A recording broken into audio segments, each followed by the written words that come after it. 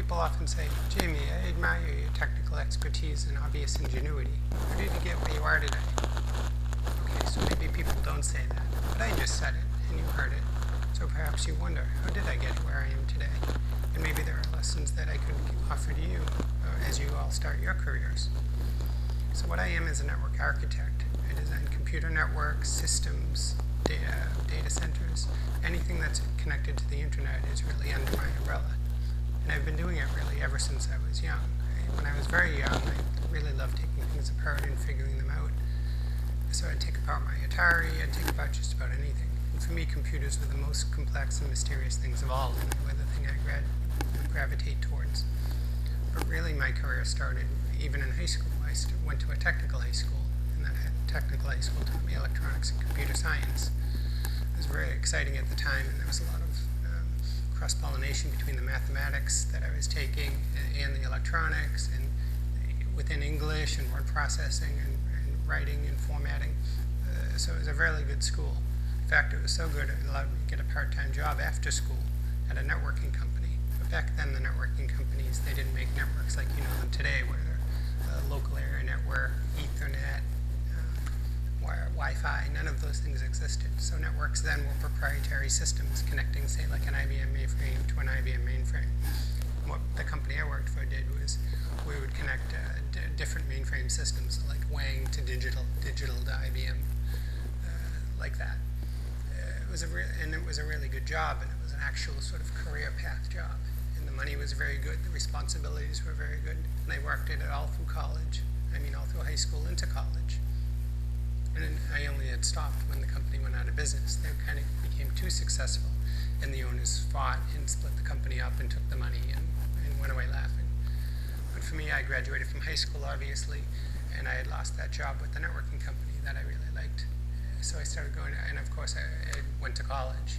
I went to University of Massachusetts, but I needed a job. I couldn't pay for my rent and my food and my tuition, so I needed a job. What I ended up finding was a job at Brigham Women's Hospital, which is the teaching hospital for Harvard Medical School. And bar none, it was the best job I've ever had. I was using cutting-edge network equipment, cutting-edge servers.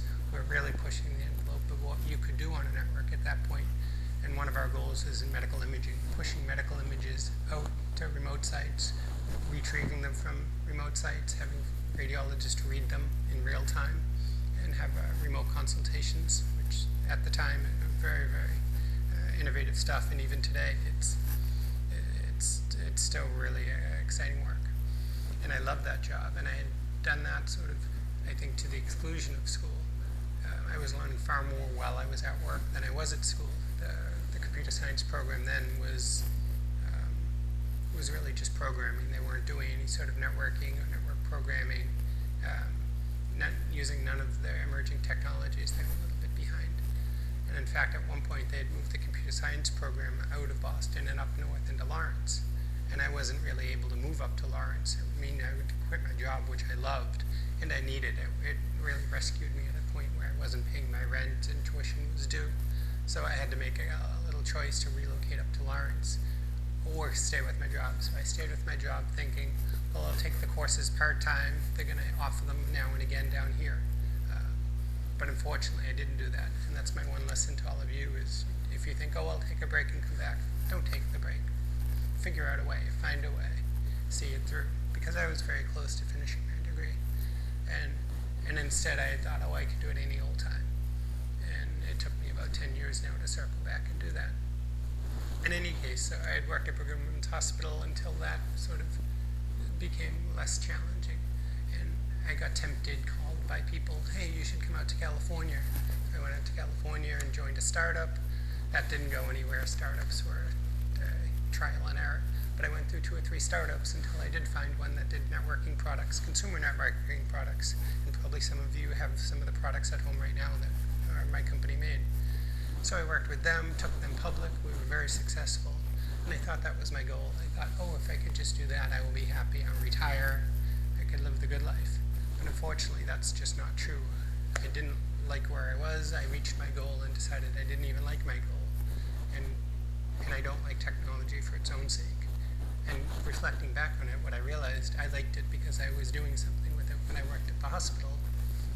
people's lives were improved. I was helping people, and that's what I had been missing. So I've circled back around now, and I work for a medical imaging company, and we're doing image archiving, and it's called software as a service. So instead of buying the software, we just sell you the image distribution and storage mechanism. And so that's what I'm doing now. My next goal is to move overseas and do that overseas, because there's a lot of opportunity in Europe, and I would like to live overseas. I hope that's helped you, and thank you very much for your time.